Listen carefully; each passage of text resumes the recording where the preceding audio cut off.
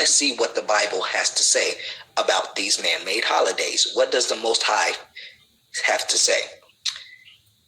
Amos 5:21. I hate, I despise your feast days, and I will not smell in your solemn assemblies. Hosea 2:11. I will stop all her celebrations, her yearly festivals. So now, let's go ahead and grab the Bible for confirmation. Let's see if it really says this in the Bible, shall we? So I got my Bible. Alrighty. So now, let's go ahead and open it on up to Amos 5:21. Amos 5:21. Let's see what it says right there. I hate, I despise your feast days, and I will not smell in your solemn assemblies. Oh, there goes that one. Okay. Now, let's look at Hosea. Let's go to Hosea. Okay. Hosea. Okay. So look at Hosea 2:11. 2:11. Okay. And this is 2:11. Where is 2:11? Right here. Okay. 2:11.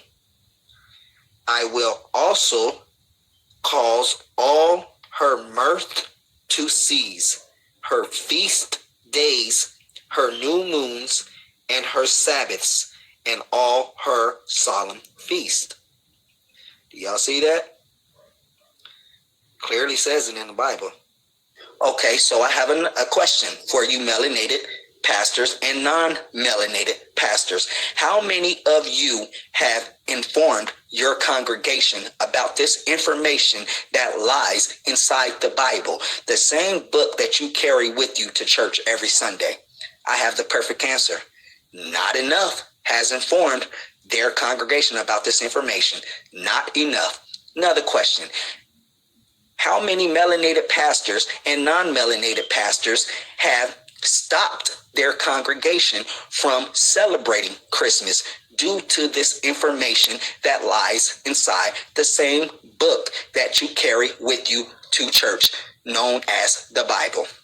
Perfect answer for that too. Not enough melanated nor non-melanated pastors have stopped their congregation from celebrating Christmas due to the information that lies in the Bible. Now it is time to find out who Santa really is. Let's find out the secret history of Saint Nick, shall we? Okay. Man reports that after 26 years of being a Christian, he finally decided to read the Bible for himself, goes into shock, and learns that Christmas and Christmas trees have pagan origins.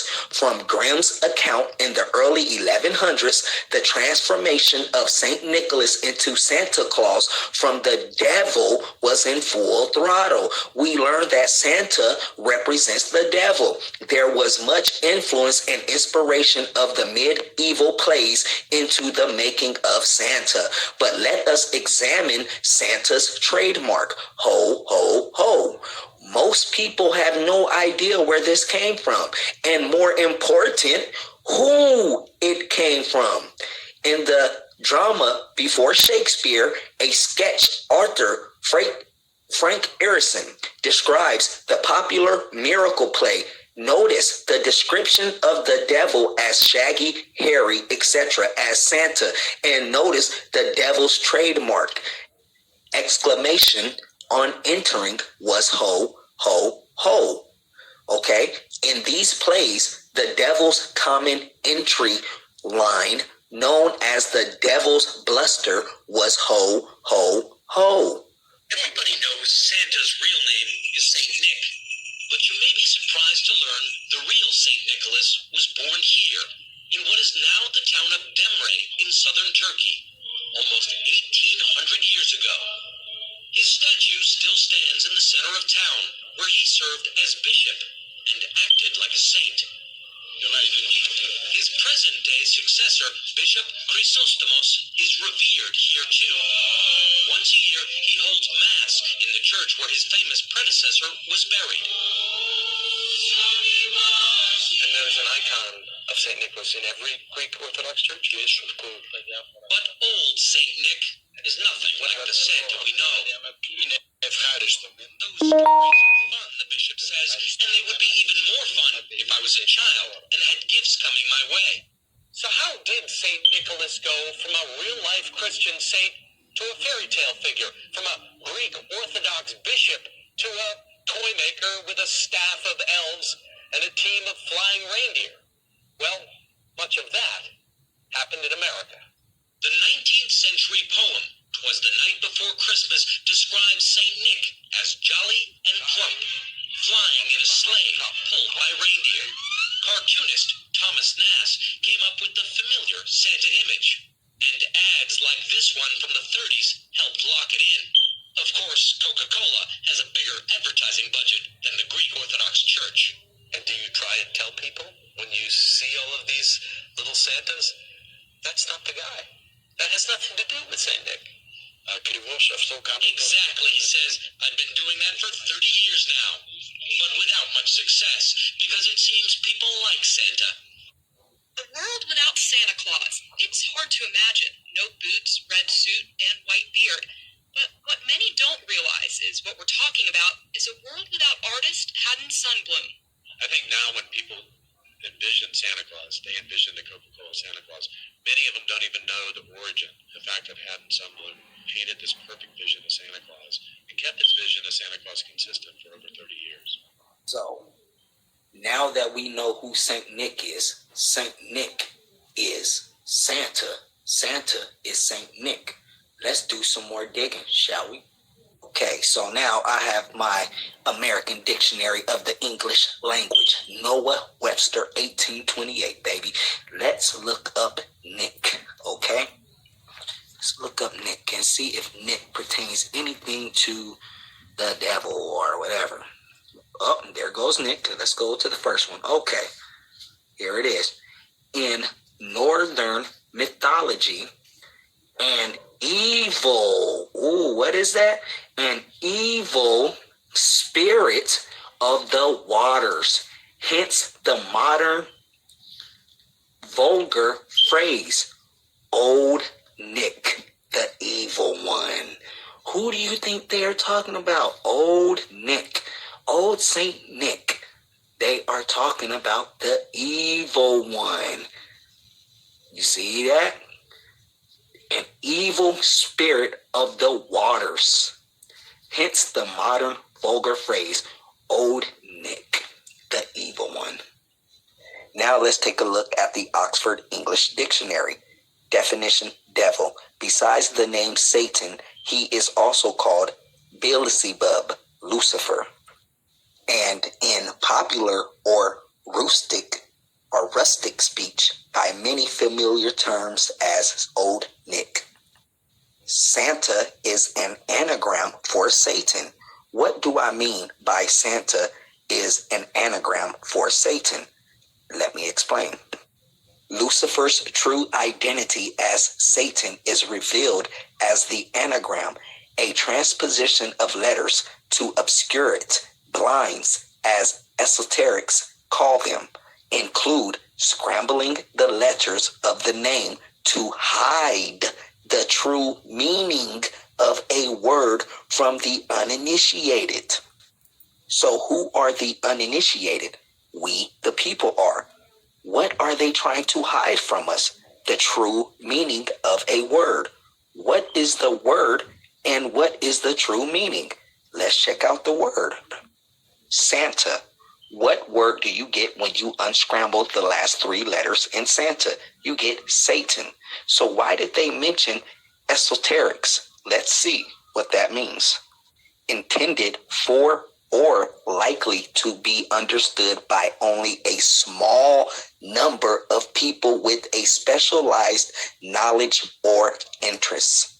So the true meaning behind the word Santa and whoever Santa truly is supposed to be kept a secret or understood by few. The public is not supposed to know. Why? Because we, the people, are the uninitiated. Why is Christmas celebrated on December 25th?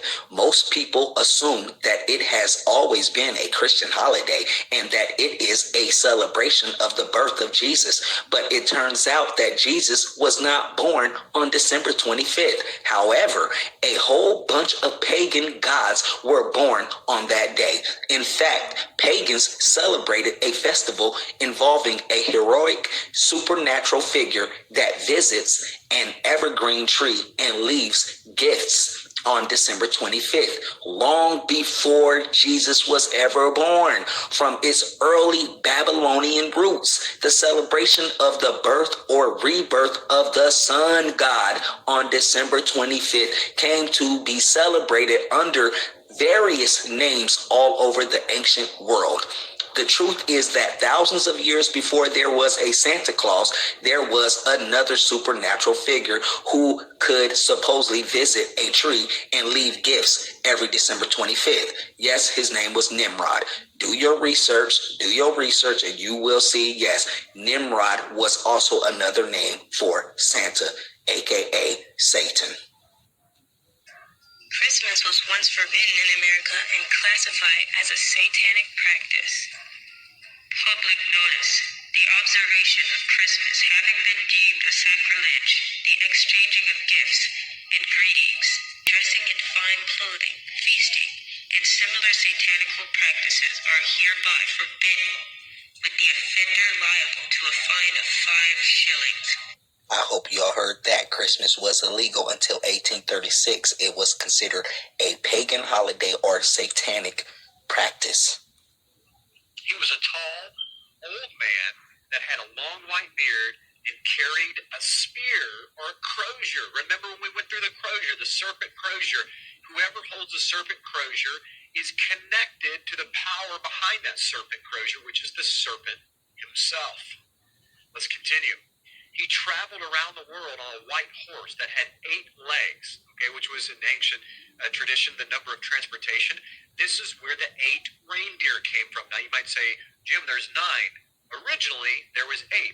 Rudolph was added in modern times. There was 8 reindeer, and it comes from that white horse that Odin traveled around on that had the 8 legs. You can look up all of this stuff as very common knowledge on the internet, in encyclopedias. You can see Odin and all the reference material that goes with it. And virtually every version of Claus, he carried along behind him a dark helper. These became the elves, So virtually every single version of Claus, there was a dark helper. If you look carefully in that picture, you can see that kind of little demon guy with the long red tongue that comes out of him. These were called Krampuses. The Krampus, or the dark helpers, followed along, and if the children weren't good, they would beat the children, What I wanted to point out with the scripture is that the whole decorating was silver and gold balls, which actually, believe it or not, are represented in ancient cultures as the testicles of the sun god that went on the shaft of Baal, with the symbol of the pagan fertility rite of the sun burst on top of it. That's where they got the silver and gold from. It was the idea that they decorated their idols with silver and gold. So St. Nicholas and his demons are still celebrated in Austria, Hungary, Germany, Italy, and more, all over the world.